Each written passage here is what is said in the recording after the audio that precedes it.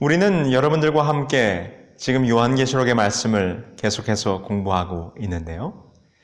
지난 시간까지 요한계시록 14장을 마무리하면서 하나님께서 사단 마귀와의 마지막 싸움의 장면을 준비시키기 위하여 온 세상 백성에게 전해져야 할 영원한 복음, 곧 새 천사의 기별을 땅끝까지 증거하는 장면을 우리는 살펴보면서 그 새 천사의 기별이 무엇인가를 다시 한번 확인해 보았습니다.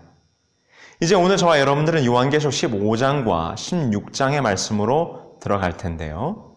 오늘 요한계시록 15장과 16장은 7 재앙의 장면이 기록되어 있습니다. 여기서 오늘 우리는 서론적으로 이 요한계시록 15장과 16장의 말씀을 들어가기에 앞서서 이 7 재앙의 시기적 배경과 이 요한계시록의 전체 구조를 좀 함께 보려고 합니다. 자, 여기 지금 화면 속에 도표로 되어 있는데요. 요한계시록은 총 1장부터 22장까지 구성되어 있죠. 처음에 1장은 요한계시록이란 어떤 책이며 누구로부터 온 계시인가에 대한 서론부의 이야기가 기록되어 있습니다. 그리고 그 다음으로는 이 역사에 관련된 내용이 기록되어 있는데 바로 요한계시록 2장과 3장에는 7 교회, 그리고 4장부터 8장 1절에는 7 인, 그리고 8장 2절부터 11장까지는 7 나팔을 통해서 7 교회, 7 인, 7 나팔을 통해서 각 시대마다의 교회와 형편과 그리고 하나님의 심판의 국면들, 이런 모습들이 기록되었음을 우리는 이미 공부했습니다. 그리고 이 요한계시록의 가장 중간 부분에는 12장부터 13장, 14장까지 우리가 지난 몇 시간을 통해서 공부했던 부분은 바로 이 선악의 마지막 싸움의 장면이 어떻게 될 것인가를 우리들에게 보여주고 있었어요. 요한계시록 12장에서는 하늘에서부터 시작된 이 선과 악의 싸움, 곧 무엇이라고 했죠? 대쟁투의 역사가 어떻게 되는지를 우리들에게 보여주면서 이 싸움의 마지막 국면이 용과 그 여자의 남은 자손의 싸움으로 이어지고 있음을 보았습니다. 그러면서 13장에서는 이제 그 용이 그 여자의 남은 자손을 공격하기 위해서 준비하고 있는 이 사단 마귀 뱀의 정체와 그의 전략을 우리가 함께 보았죠. 그리고 우리가 지난 시간에 살펴보았던 요한계시록 14장에서는 이제 이 마지막 싸움을 준비시키기 위하여 하나님께서 온 세상 백성에게 전해져야 될 영원한 복음, 곧 새 천사의 기별이 증거되고 있는 모습을 우리가 살펴보았습니다. 그러면서 요한계시록 14장은 이와 같은 하나님의 마지막 복음의 초청에 끝까지 거절한 자들이 어떻게 될 것인가, 바로 익은 곡식과 포도주의 추수의 장면을 통하여 마지막 심판이 도래하게 될 것을 우리들에게 보여주었는데, 이제 오늘 우리가 공부하게 될 요한계시록 15장과 16장은 이제 그 심판의 국면의 첫 번째 모습을 우리들에게 보여줍니다. 그래서 15장과 16장은 7 재앙이 기록되어 있고 17장부터 19장은 바벨론의 멸망, 그러면서 20장에서는 최후로 하나님께서 이 온 세상의 죄악을 어떻게 소멸하실지에 대한 이야기가 기록되어 있는 것이죠. 그러면서 요한계시록 20장의 이 죄악의 소멸이 끝나게 되면 하나님께서 마지막으로 요한계시록 21장과 22장을 통해서 새하늘과 새 땅이 창조되면서 모든 천하 만물을 다시 회복하시는 그런 장면으로 마무리되게 되는 것입니다. 그래서 요한계시록은 서론부와 역사의 부분과 그리고 이 대쟁투의 아주 핵심적인 12장, 13장, 14장의 부분, 그리고 그 다음에 이어지게 될 심판의 국면, 그리고 마지막 새하늘과 새 땅의 장면으로 구성되어 있는 것을 우리가 이 내용상으로 분류해 봤을 때 그렇게 이 요한계시록의 구조를 우리는 살펴볼 수 있습니다. 그럼 이제 저와 여러분들은 어느 부분으로 들어가게 되는가? 그렇습니다. 이제 심판의 장면으로 들어가게 됩니다. 그 심판의 첫 번째 모습인 요한계시록 15장과 16장의 7 재앙의 장면을 우리가 함께 살펴볼 텐데요. 과연 이 7 재앙의 모습은 어떻게 임하게 될 것인지 우리 함께 살펴보시죠. 먼저 요한계시록 15장 1절은 다음과 같이 시작됩니다. 또 하늘에 크고 이상한 다른 이적을 보매 7 천사가 7 재앙을 가졌으니 곧 마지막 재앙이라 하나님의 진노가 이것으로 미치리로다 라고 하면서 요한계시록 15장은 이제 7 재앙이 이 땅에 임하게 될 것에 대한 서론 부분을 우리들에게 보여주고 있습니다. 여러분, 전쟁이란 양편의 희생이 불가피한 것입니다. 이 선악의 싸움, 대쟁투의 전쟁도 마찬가지죠. 하나님의 백성들에게는 현실적 고난과 불편과 희생이 따르게 될 것입니다. 그러나 잠시 인내하고 나면 영원한 생명과 행복이 보장되게 되는 것이죠. 그러나 악인들은 잠시의 고난은 피하고 현세적인 안전은 얻을 수 있겠으나 그 결과는 영원한 파멸이요 영원한 심판인 것을 우리는 보게 되는 것입니다. 하나님의 백성들은 세상이 주는 핍박을 받고 악인들은 하나님이 내리는 재앙을 받게 되는 것이죠. 모든 인간은 어차피 받아야 할 두 고난 중에서 하나를 선택해야 합니다. 이 세상에서 죄악 세상으로 말미암아 저 짐승으로부터 받는 핍박을 받을 것인가? 아니면 곧 머지않아 하나님께서 이 땅에 내릴 7 재앙의 고난을 받을 것인가? 오늘 이 시간에는 바로 이 7 재앙, 마지막 악인들에게 임하게 되는 하나님의 심판의 국면 7 재앙이 무엇인지를 우리가 살펴보게 될 것입니다. 여러분, 오늘 공부를 통해서 과연 오늘 우리는 어떠한 편에 서야 할지 다시 한번 곰곰이 생각해보는 이 시간이 되기를 간절히 소망하면서 시작해보도록 하시죠. 이제 요한계시록 15장 2절로 3절에 보면 이 7 재앙의 모습에 앞서서 하늘에 구원받은 자들의 모습을 다시 한번 요한은 보여주고 있습니다. 이렇게 기록하고 있죠. 또 내가 보니 불이 섞인 유리바다 같은 것이 있고 짐승과 그의 우상과 그 이름의 수를 이기고 벗어난 자들이 유리바닷가에 서서 하나님의 검은 고를 가지고 하나님의 종 모세의 노래 어린 양의 노래를 불러 이르되 라고 하면서 그 어린 양의 노래 모세의 노래가 기록되어 있습니다. 이제 하나님의 자비가 거두어질 때 이 땅에 일어나는 처참한 광경을 보여주시기에 앞서서 우리에게 영광스러운 승리의 장면을 미리 보여주심으로 당신의 백성들에게 소망을 주어 안심하게 하고 위로하게 하시기 위하여 이 하늘의 장면을 보여주고 있는 것입니다. 다시 말해서 이 마지막 시대의 하나님의 백성들이 이전의 다른 시대보다 더 많은 실제적 고난과 환난을 겪을 것이기 때문에 그분의 백성들이 장래의 영광스러운 보상을 바라보면서 이 현실의 어려움을 극복하라고 하는 하나님의 따뜻함과 자비가 담긴 배려의 메시지인 것이라고 우리는 생각해 볼 수 있는 것이죠. 그러면서 요한계시록 15장 5절 6절에서는 이 7 재앙이 내려지기 위하여 준비되는 과정이 보여주고 있는데 다음과 같이 기록하고 있지요. 또 2일 후에 내가 보니 하늘의 증거장막의 성전이 열리며 7 재앙을 가진 7 천사가 성전으로부터 나와 맑고 빛난 세마포 옷을 입고 가슴에 금띠를 띠었더라 라고 기록하고 있습니다. 여기 보니까 이 7 재앙을 가진 천사가 어디서부터 나왔는가? 증거의 장막에서부터 나왔습니다. 여기서 증거의 장막은 곧 성전과 같은 맥락으로 이해될 수 있지요. 그렇다면 여러분, 성소를 왜 증거의 장막이라고 이야기하고 있을까요? 그것은 증거판을 넣어둔 장소이기 때문입니다. 여기서 증거판은 십계명을 말하는 것이죠. 십계명을 넣어둔 법궤를 다른 말로 출애굽기 25장 22절에 보면 증거궤라고도 하고 있기 때문인 것입니다. 그래서 증거궤가 놓여있는 지성소를 증거장막이라고 말할 수 있는 것입니다. 그리고 지성소는 연중 계속 닫혀 있다가 이스라엘 백성의 죄를 심사하고 심판하는 곧 어느 절기요? 대속죄일에 대제사장이 그것을 출입하게 되는 것입니다. 사단은 역사 이래 하나님의 법에 대하여 끊임없이 도전해 왔습니다. 우리가 지난 시간까지 그 역사를 쭉 살펴보지 않았습니까? 바벨론의 역사 말입니다.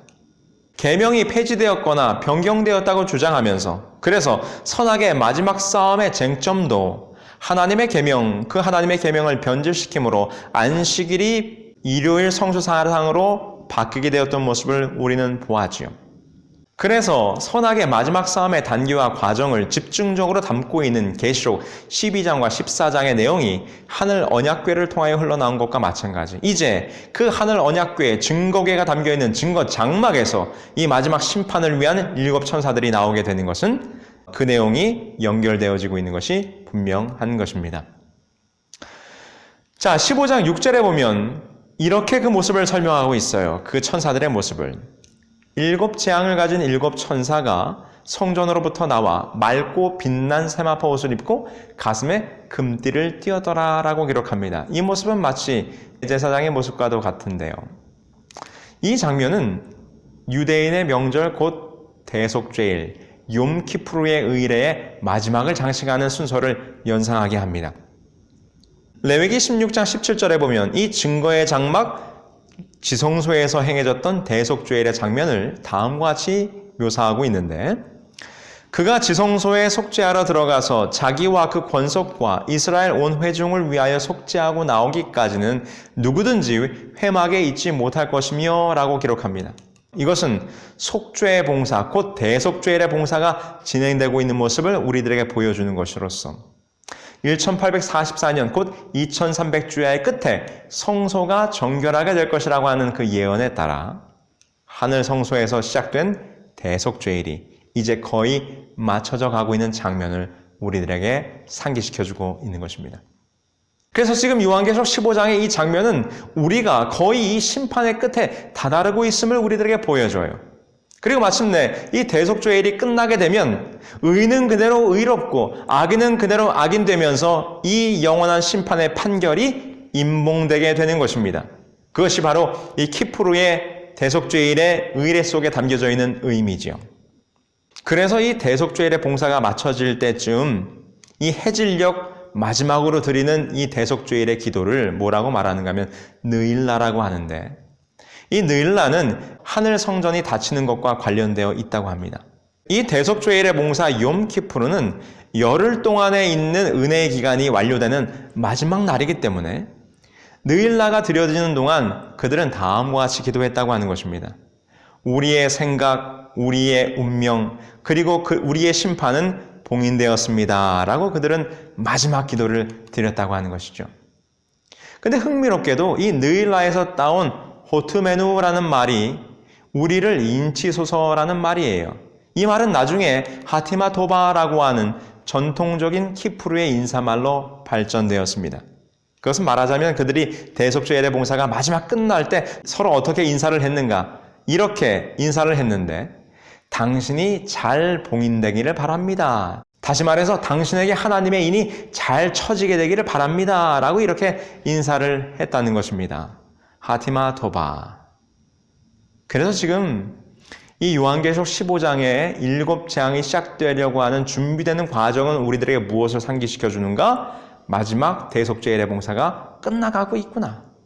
이제 이 대속죄일의 봉사가 끝나게 될 때 의인은 그대로 의롭고 악인은 영원히 악인이 되어 그 심판이 봉인되고 마지막 하나님의 인치는 작업이 끝나는 것이구나 하는 것을 오늘 우리들에게 이 장면을 통해서 분명히 보여주고 있는 것이죠. 그러면서 인을 받은 자 외에 악인들에게 무엇이 쏟아지게 되는 것일까요? 7재앙이 쏟아지게 되는 것입니다. 자, 그러면 그 마지막 7재앙은 어떤 모습으로 임하게 될지 함께 보십시다. 요한계시록 15장 7절에 보면 이렇게 기록합니다.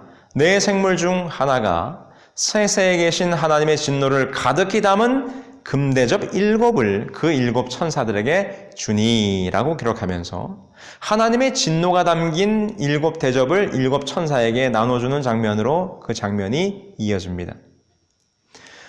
여기서 우리는 매우 흥미로운 것을 발견하게 되는데요. 우리가 이제 보게 되는 이 7 대접이 쏟아지게 될 때 7재앙이 임하는 장면은 우리들에게 무엇을 다시 한번 떠올리게 하는가 하면 7 나팔의 사건을 떠올리게 해요. 우리가 이 7 나팔이 하나님의 예시적인 심판의 모습이었음을 우리가 공부했지요. 그래서 7 나팔은 이 땅에 하나님의 심판이 임하는데 그게 전 세계적으로가 아니라 3분의 1, 3분의 1이라고 하는 표현을 통해서 부분적인 심판과 재앙이 임했음을 우리는 보았습니다. 그런데 이제는 7재앙은 그 전면적인 심판으로 이 땅에 임하게 되는 것을 우리들에게 보게 돼요. 그래서 이 7 나팔이 7재앙의 전면적인 심판의 모습을 예시적으로 미리 보여주었던 것처럼 이 7 나팔과 7 대접은 7재앙은 서로 연결되어지는 모습을 우리는 보게 됩니다. 여기 화면에 나와 있는 표에 기록된 것처럼 둘 다 땅에 쏟아지게 되고 바다에 쏟아지게 되고 강과 물과 샘, 물들의 근원에 이것들이 쏟아지게 됩니다. 그리고 해를 치게 되고 공기가 어두워지고 어두움의 재앙이 임하게 되지요. 그리고 큰 강 유브라데에 놓아주게 되고 큰 강 유브라데에 쏟아지게 됩니다. 그리고 마지막으로 7 나팔에서는 하나님의 비밀이 이루어졌다라고 기록하고 있고 일곱 재앙에서는 마지막으로 하나님이 이제 되었다라고 하는 선언과 함께 번개와 음성과 내성과 큰 지진이 나는 것으로 이 일곱 재앙이 맞춰지게 되는 것이죠.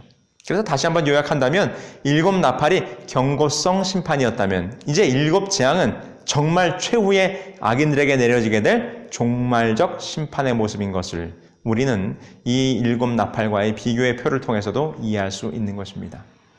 자, 그러면 그 일곱 재앙이 어떠한 모습인지 함께 보실까요? 첫 번째 재앙입니다. 땅에 쏟아지는 재앙이죠. 요한계시록 16장 2절입니다. 첫째 천사가 가서 그 대접을 땅에 쏟음에 짐승의 표를 받은 사람들과 그 우상에게 경배하는 자들에게 악하고 독한 종기가 나더라. 지금 그 네 생물 중 하나가 그 일곱 천사에게 준 것이 무엇이었습니까? 일곱 대접이죠. 하나님의 진노가 담긴 일곱 대접. 이 대접은 성전 안에서 사용하는 기물 중에 주로 향단에 향을 나르는 그릇이었습니다. 그런데 여러분, 향단은 그리스도의 중보 사역을 상징하는 기념물이며 이 중보 사역에 사용하던 대접을 쏟는다는 것은 이전까지 그 백성들을 구원하기 위한 그 중보의 그리스도의 사랑의 사역을 하던 그 기구가 이제는 무엇으로 변하는 것입니까? 재앙과 심판의 기구로 변하게 되는 모습을 보게 되는 것이죠. 그래서 이 대접은 우리를 위한 중보의 사역과 아울러 그것을 끝까지 거절한 자들에게는 그것이 오히려 무엇이 되어 재앙이 되어 쏟아지게 될 이런 이중적인 국면을 우리들에게 보여주고 있는 것입니다. 자, 이제 그 대접을 가지고 첫 번째 어디에다 쏟았습니까? 땅에 쏟았습니다. 그러니까 어떻게 되었습니까? 모든 짐승의 표를 받은 사람들에게 악하고 독한 종기가 나게 됩니다. 여기서 악하고 독한 종기라고 하는 것은 바로 헬라어로 헬코스인데 이것은 괴양과 종기라는 뜻으로 사람들이 이런 괴양과 종기와 온갖 헌대와 이런 것들로 고통을 당하게 될 것을 설명하고 있는 것이죠. 두 번째 재앙은 어디에 내렸습니까? 바다에 내렸습니다. 16장 3절이죠. 둘째 천사가 그 대접을 바다에 쏟음에 바다가 곧 죽은 자의 피같이 되니 바다 가운데 모든 생물들이 죽더라. 바다가 피가 되는 재앙. 여러분, 바다가 피가 되면 어떤 일이 벌어질까요? 바다의 모든 생물들이 죽을 것입니다. 아마 해상 교통로가 끊기게 될 것이며 그 악취로 말미암아 온 지구는 몸살을 앓게 될 것입니다. 아주 무서운 재앙이 임하게 되는 것이죠. 세 번째 재앙은 무엇입니까? 강과 물 근원 수원지에 이 재앙이 쏟아지게 됩니다. 16장 4절이죠. 셋째 천사가 그 대접을 강과 물 근원에 쏟음에 피가 되더라. 이 강물은 곧 우리가 마시는 식수의 근원이 되는 것입니다. 강과 물 근원에 쏟아지게 되어 그것이 피가 되었으니 당연히 사람들은 마실 물이 없겠지요. 물을 마실 수 없는 악인들은 갈증에 극에 달하게 될 것이고 그들은 극심한 고통을 당하게 될 것입니다. 그런데 여러분 잘 생각해 보세요. 성도들과 참된 선지자들을 핍박하고 그들을 피 흘리게 했던 그 악인들이 결국은 그 피를 마시게 되는 것은 참으로 합당한 재앙이 아닐 수가 없는 것입니다. 그래서 지금 요한계시록은 이 피를 마시는 것이 매우 합당하다고 말하고 있는 것이죠. 그러면서 여기 제단이라고 하는 표현이 나오죠. 제단이 말하는 것은 매우 의인화된 표현인데 제단은 어린 양의 희생을 예표함과 동시에 예수의 이름을 위하여 순교당한 사람들을 상징하는 것입니다. 그러므로 악인들이 의인들을 핍박했으므로 그들은 당연히 그 피의 값으로 피를 마시게 되는 재앙을 받게 되는 것이죠. 네 번째 재앙은 16장 8절로 9절에 기록되어 있습니다. 넷째 천사가 그 대접을 해에 쏟음에 해가 권세를 받아 불로 사람들을 태우니 사람들이 크게 태움에 태워진지라. 이 재앙들을 행하는 권세를 가지신 하나님의 이름을 비방하며 또 회개하지 아니하고 주께 영광을 돌리지 아니하더라. 여기 보니까 이제 네 번째로 그 대접을 태양에게 쏟으니까 태양이 뜨거워져서 사람들을 불태우게 되는 장면이 예언되어 있습니다. 사람들은 창조주 하나님을 찬양하고 예배하는 대신에 그 오랜 인간의 역사를 통하여 볼 때 누구를 경배했습니까? 태양을 경배하고 태양을 신으로 섬겨왔습니다. 그와 같은 어리석은 일을 해온 것이죠. 그리고 심지어는 하나님을 예배하도록 만들어진 안식일도 태양을 숭배하는 일요일, 썬데이로 바꾸는 일을 범하지 않았습니까? 그렇게 그들이 우상으로 섬기던 태양이 오히려 이제 무엇이 되는 것입니까? 화근이 돼서 그 태양의 뜨거움으로 말미암아 그 악인들이 오히려 고통을 당하게 되는 것은 그들의 하나님을 대적하고 태양신을 숭배하며 태양의 날에 경배했던 그들의 죄를 심판하시는 당연한 장면이 되는 것입니다. 다섯 번째 재앙은 요한계시록 16장 10절로 11절에 기록되어 있습니다. 또 다섯째 천사가 그 대접을 짐승의 왕자에 쏟으니 그 나라가 곧 어두워지며 사람들이 아파서 자기 혀를 깨물더라, 이렇게 기록하지요. 여기 보니까 짐승의 왕좌, 짐승의 보좌에 그 재앙이 뿌려지게 됩니다. 넷째 재앙까지는 이 재앙의 대접이 언제나 땅이나 바다, 강물이나 해 등 천연계에 부어졌는데, 그런데 다섯 번째 재앙에서는 그 대상이 갑자기 짐승의 보좌로 바뀝니다. 그동안에는 짐승의 권위에 굴복하여 짐승의 표를 받은 자들에게 부어지는 재앙이었다면, 그러나 이제는 그 재앙을 이르러 오게 한 장본인 곧 짐승의 보좌에 아주 직접적으로 이 재앙이 뿌려지게 되는 모습을 우리는 보게 되는 것이죠. 이 짐승이 많은 사람들을 현혹하여 어떻게 했습니까? 진리를 왜곡하고 변질시킴으로 사람들을 영적 암흑으로 이끌어갔던 역사를 우리는 보았습니다. 그런데 이제 하나님께서 이 재앙을 그 짐승의 보좌에 내리게 되자 지금까지 많은 백성들을 흑암의 세력으로 이끌었던 그 짐승의 보좌가 어떻게 되었습니까? 오히려 흑암의 재앙을 당하게 되는 것입니다. 하나님께서 그들이 행했던 죄의 값에 상응하는 재앙을 그들에게 내리는 모습을 우리는 똑똑히 보고 있는 것입니다. 그러면서 여섯 번째 재앙이 임하게 되는데 다음과 같이 기록합니다. 요한계시록 16장 12절이죠. 또 여섯째 천사가 그 대접을 큰 강 유브라데에 쏟음에 강물이 말라서 동방에서 오는 왕들의 길이 예비되었더라 라고 기록합니다. 여기서 매우 흥미로운 장면을 우리들에게 보여주고 있는데요. 여기 보니까 여섯 번째 대접을 쏟으니까 그 큰 강 유브라데가 어떻게 되었다라고 기록합니까? 그 물이 말라버렸다라고 기록합니다. 여러분, 이 유브라데 강은 성경에서는 굉장히 역사가 오래된 강이죠. 에덴 동산으로부터 이 유브라데 강이 기원되었기 때문입니다. 이 강은 창조 시에는 에덴에서 발원된 강이지만 인간이 타락한 이후에는 계속해서 바벨론과 관련된 강으로서 성경에 기록되어 있어요. 그리고 실제 위치적으로도 이 유프라테스 강은 바벨론 제국에 속해 있기도 했습니다. 요한계시록 17장 2절에서는 바벨론이 많은 물 위에 앉아있는 음녀로 묘사되고 있는데, 여기서 물은 많은 사람들, 무리들을 상징하는 것으로 우리는 예언을 통해서 살펴보았습니다. 그런데 여기 보니까 여섯 번째 재앙의 대접을 유프라테에 쏟으니 어떻게 되었더라고요? 유프라테의 강물이 말랐다고 하는 것입니다. 그 말은 무엇일까요? 그렇습니다. 영적 바벨론과 그 관련된 모든 국가와 그를 따르던 모든 세력들, 모든 백성들이 붕괴되어 완전히 없어지게 될 것을 예표하고 있는 것이죠. 그러면서 그 물이 말라버리자 무엇이 예비되었더라고요? 동방에서 오는 왕들이 오는 길이 예비됐다라고 기록합니다. 근데 여러분, 흥미롭게도 실제의 역사 가운데서 제국 바벨론은 동방에서 일어난 메데 페르시아 연합군, 특별히 이 고레스 장군의 지위로 말미암아 바벨론은 멸망하게 돼요. 그리고 바벨론을 멸망시킬 때 메데 페르시아가 어떻게 했습니까? 유프라테스 강물의 물줄기를 바꿔서 말라버린 강 바닥을 통하여 바벨론을 침공해 바벨론을 멸망시켰죠. 지금 그 제국 바벨론의 멸망의 장면이 요한계시록에 지금 그대로 이 여섯 번째 재앙의 장면으로 묘사되고 있는 것입니다. 그런데 이 동방에서부터 일어난 고레스 왕이 어떤 일을 했습니까? 그는 성경에도 예언이 되었죠. 그는 후에 포로로 잡혀갔던 유대인들을 해방시켰고 예루살렘을 재건하라는 명령도 내렸습니다. 그리고 또한 이 고레스라고 하는 이름 가운데 레스는 태양이라는 뜻을 가지고 있어요. 아울러 하나님께서는 이 고레스에 대하여 이사야 44장 28절에 보면 나의 목자라고까지 표현을 하셨죠. 그러므로 이 제국 로마의 멸망과 동방에서 일어났던 메데 페르시아를 이끌었던 고레스 왕의 이 사건은 영적인 메시지를 우리들에게 주고 있는데, 이 고레스는 바로 그의 백성들을 포로에서 해방하고 성소를 회복하실 곧 예수님을 대표하는 상징적인 인물로 성경에 등장하고 있는 것입니다. 그래서 이 제국 로마의 사건과 비교하여 지금 요한계시록 16장에 기록되어 있는 여섯 번째 재앙에 대한 이야기를 우리가 풀어서 설명할 때 우리는 이렇게 이해할 수 있어요.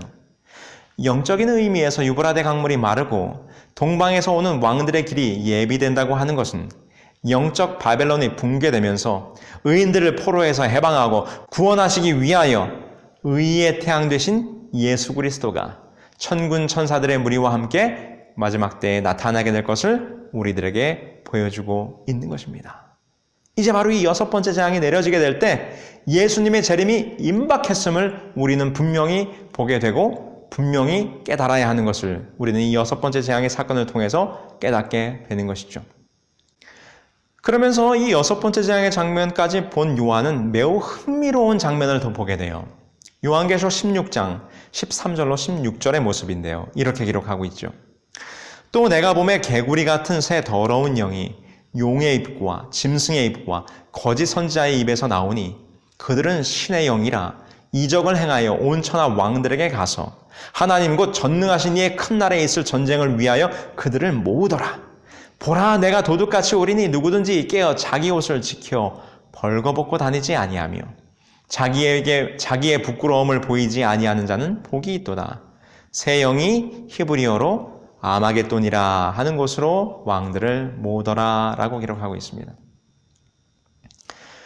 여기 보면 요한이 6번째 재앙까지의 장면을 본 다음에 이제 동방에서부터 오는 왕이 오는 길이 예비되었어요. 이것은 곧 누구의 임재를 예표하는 것입니까? 그렇습니다. 만왕의 왕 대신 승리의 왕 대신 미가엘 예수 그리스도가 곧 임하게 될 것을 보여주고 있는 것이죠. 근데 그 장면까지 본 다음에 요한은 이렇게 말해요. 또 내가 보매.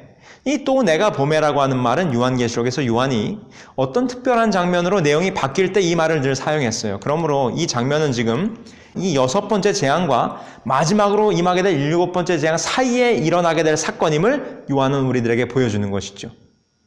자, 근데 여기 보니까 어떤 일이 벌어집니까? 개구리같이 더러운 새 영이 모인다 그랬어요. 이 문장의 의미상으로 봐서 이 개구리같이 어떤 영이요? 새 더러운 영. 이것은 사람들의 불쾌하고 혐오스럽게 여기는 개구리란 표현으로 우리는 이해할 수 있을 것입니다. 그래서 이것은 하나님께서 또한 매우 불쾌히 여기시는 어떤 세력들이 모이게 될 것을 우리들에게 보여주고 있는 것이죠. 이 개구리 같은 더러운 새 영에 대해서 말하면서 그것들이 어떻게 해요? 용의 입과 짐승의 입과 거짓 선지자의 입을 통해서 나온다라고 말해요. 용은 누굽니까?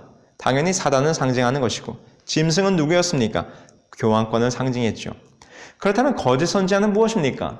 그렇습니다. 요한계시록 13장을 우리가 공부할 때 하늘에서 불을 내리기까지 하여 많은 사람들을 미혹하게 할 거짓 능력, 신을 내리게 하는 강신술, 아울러 하나님의 말씀을 변질케 하는 거짓 선지나 거짓 그리스도가 땅에 나타날 것을 이야기하는데 그와 같은 세력임을 오늘 우리는 보게 되는 것이죠. 이 더러운 새 영이 모여서 동방으로부터 오는 왕을 대적하기 위한 최후의 싸움을 준비합니다. 많은 왕들을 어디로 모으더라?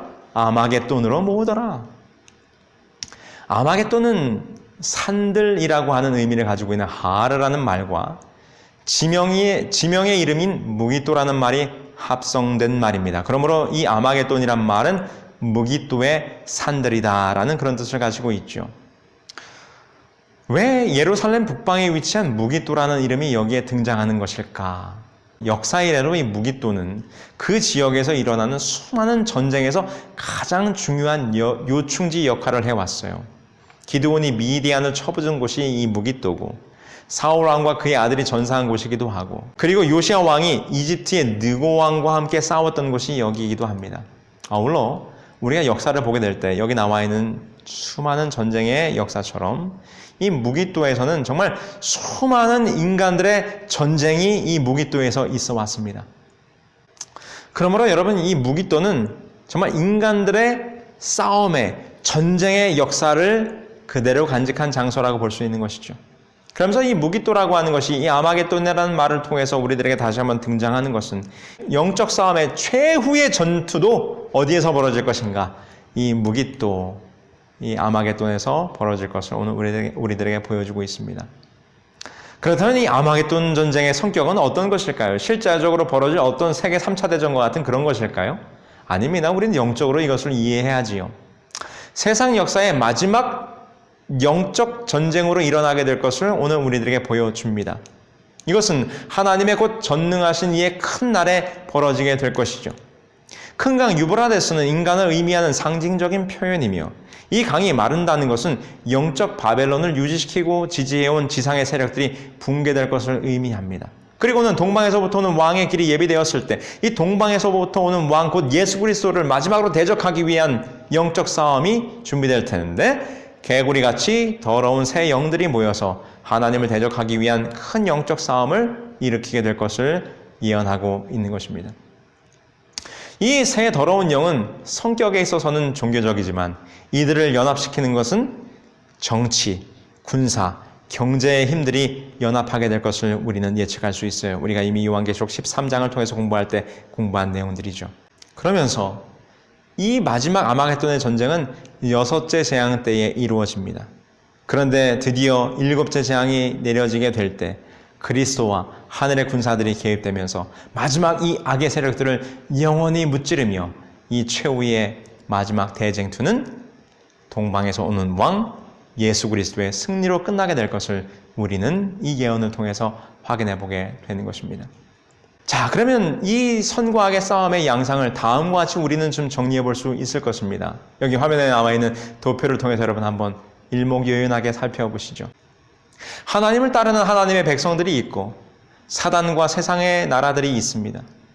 하나님의 백성들을 이끄는 주체는 누구신가? 아버지와 아들과 성령의 거룩한 성삼위 하나님이시라면 사단과 세상의 나라들을 이끄는 세력은 누군가? 용과 짐승과 거짓 선지자들의 악의 삼중 세력임을 우리는 보게 되는 것이죠. 하나님께서는 새 천사의 기별을 땅에 보내시면서 이 더럽고 추잡한 새 영들을 대적하기 위한 전략을 세우셨습니다. 그러자 사단과 거짓 선지자들은 이 새 영들을 연합시켜서 많은 백성들을 어디에서 모으고 아마겟돈으로 모으며 최후의 싸움을 준비하고 있는 모습을 보게 되는 것이죠. 이 두 부류는 각각 표식이 있는데 하나님의 백성들은 하나님의 인을 받은 백성이고 사단과 세상의 나라들은 짐승의 표를 받은 백성들이 될 것입니다. 그들이 각각 어떤 능력을 행할 것인가? 마지막 때에 하나님의 백성들이 늦은 비 성령의 역사가 일어나 큰 권능을 나타낼 것입니다. 그러면 사단의 무리들은 거짓 강신술들을 통하여 악령들의 활동이 현저하고 초자연적인 현상을 통하여 사람들을 미혹하게 하려고 또한 활동하게 될 것입니다. 이 두 부류의 품성은 서로 다 다른데 하나님의 백성들은 하나님의 품성으로 변화되어 갈 것이고 짐승을 따르는 자들은 짐승의 우상과 그 성질을 그대로 따르게 될 것입니다. 이제 마지막 심판이 있게 될 때 이 두 부류의 사람들은 어떻게 될 것인가? 하나님의 보호자에서부터 심판이 내리고 이 하나님의 백성들은 거룩한 나라를 유업으로 받게 될 거예요. 그러나 이 짐승의 보호자에게는 하나님의 심판이 내려지게 될 때 이 짐승의 나라는 완전히 무너지게 될 것입니다. 그러면 그 심판 이후에 이 두 부류의 백성들은 거하는 거처가 달라지게 돼요. 큰 성 바벨론은 악인들과 함께 진노의 포도주 틀에 들어가서 거기서 밟히워 무서운 심판을 받게 될 것이지만 하나님을 따르던 하나님의 백성들은 어디로요? 새 예루살렘 성 하늘도성으로 인도하여 거기에 거하게 될 것입니다. 자, 이것이 마지막 6번째 재앙이 내려지면서 벌어지게 될 최후의 아마겟돈 영적 전쟁의 모습인 것을 우리는 보게 됩니다.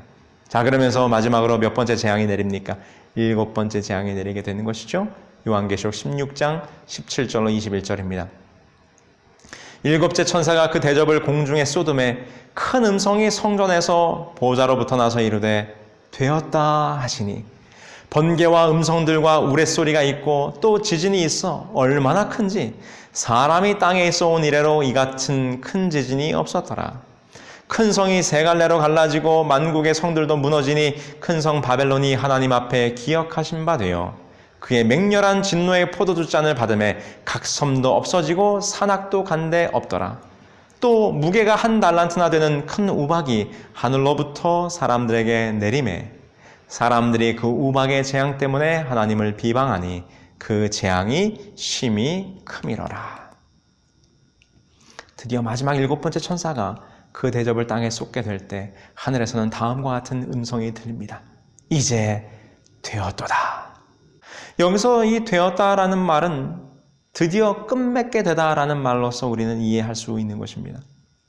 여러분, 예수님께서 십자가에 돌아가실 때 역시 뭐라고 말씀하셨는가? 다 이루었다라고 말씀하셨어요. 물론 예수님이 말씀하셨던 다 이루었다라는 말은 텔레오라는 말이 쓰였고, 여기 요한계시록에 기록되어 있는 다 되었다라는 말은 기노마이라는 말로서 조금 다른 표현이긴 하지만 그 의미는 연결이 됩니다. 뭐가 연결이 되는가? 예수께서 십자가에 돌아가실 때 인간의 구속 사업이 완성되었지만 종결된 것은 아니었습니다. 왜 그런가? 구원받을 수 있는 길이 완성된 것이지 구속 자체가 완전히 이루어진 것은 아닙니다. 왜냐하면 예수 그리스도로 말미암아 하늘 가는 길이 열리긴 열렸는데 아직 우리는 지금 어디에 거하고 있습니까? 이 땅 죄악 세상에 거하고 있는 것이죠. 그런데 이 요한계시록에 기록되어 있는 그 마지막 7째 재앙이 내려질 때 기록되어 있는 이 다 되었다라는 말은 이 선악의 마지막 싸움, 즉 아마겟돈 전쟁과 함께 선과 악이 서로 대립되는 싸움이 드디어 이제서야 종결되었다라는 의미로서 여기서는 다 되었다라는 말이 사용되고 있는 것이죠. 그래서 지금 이제 7째 재앙과 함께 드디어 이 싸움이 끝나면서 그 모든 것이 결말에 이르게 되었음을 보여주고 있는 것입니다. 그러면서 어떻게 됩니까? 7째 재앙이 내리자 큰 성이 세 갈래로 갈라져요. 악의 세력, 용과 짐승과 거짓 선지자들의 이 삼중 세력이 완전히 분해되고 와해되어 힘을 잃게 될 것을 말하고 있는 것이죠. 그러면서 이제 이 땅에서는 역사 이래 없었던 무서운 지진과 우박이 내리게 됩니다. 지진은 땅의 붕괴를 말하는 것이고 우박은 하늘로부터 내려지는 파괴적인 재앙을 말하는 것입니다. 인간들의 모든 문명과 건축물과 이 죄악의 산물들이 하나님께서 마지막으로 허락하신 재앙, 지진과 우박으로 말미암아 완전히 전멸될 것입니다. 그 죄악의 모든 흔적들이 다 가루가 되어 무너져 내릴 것입니다. 이때 하나님의 백성들은 예수 그리스도의 재림으로 극적인 구원을 체험할 것이지만 끝까지 하나님의 초청을 거절한 자들은 최후를 맞이하게 될 것이 이 7재앙의 마지막 장면 속에 기록되어 있는 것을 오늘 우리는 살펴보았습니다. 여러분, 이 그림 속에 있는 조각상이 무슨 조각상인지 잘 아실 것입니다. 이것은 로댕이라고 하는 사람이 조각한 생각하는 사람이라고 하는 조각상입니다. 이 로댕의 생각하는 사람이라고 하는 조각상은 이 단테의 신곡 중에 나오는 지옥편을 소재로 해서 그 지옥문 위에 만들어진 조각품이 바로 이 생각하는 사람이라고 하는 작품이었다고 하는 것입니다. 생각하는 사람. 이 작품의 제목을 보면서 이 제목을 누가 붙였는지는 모르지만 지옥문 위에 붙여진 글귀로서는 별로 어울리지 않는다고 생각하는 것입니다. 왜냐하면 사람이 지옥문 앞까지 갔다면 이미 끝난 것입니다. 지옥문 앞에 와서 그제서야 생각을 한들 무슨 소용이 있겠습니까? 더 이상 시간이 없는 것입니다. 이미 때가 늦어버린 것입니다. 오늘 우리는 요한계시록 15장, 16장의 장면을 통해서 이제 마지막 재앙의 장면이 이 땅에 내려질 것을 우리는 보았습니다. 여러분, 마지막 7재앙의 때가 오면 이미 그때는 시간이 늦은 것입니다. 이 마지막 7재앙이 마치면 악인들은 멸하여질 것입니다. 여러분, 우리는 생각하는 사람이라고 하는 작품을 통해서 약간 모순적이긴 하지만 매우 큰 중요한 의미를 생각해 볼 수 있어요. 여러분, 생각하는 사람, 여러분 아무리 지옥문 앞에 가서 생각한들 이미 때는 늦어버린 것입니다. 만약에 저와 여러분들이 이 로댕에 생각하는 사람처럼 우리 나 자신에 대해서 깊이 생각해 보려면 그때 가서 생각할 것이 아니라 바로 오늘 지금 당장 나의 믿음이 올바로 진리 가운데 서 있는가, 믿음의 반석 가운데 서 있는가, 오늘 깊이 우리는 나 자신을 돌아보며 생각해 봐야 한다는 것입니다. 때가 이르러 마지막 순간 7재앙이 내려지는 그때가 되면 우리는 그러할 여유가 없을 것입니다. 왜냐하면 이미 그때는 하늘의 대속죄일이 끝나고 이미 봉인되어 악인은 그대로 악하고 의는 그대로 의로운 상태이기 때문에 더 이상 회개의 경험이 그때는 없을 것이기 때문인 것입니다.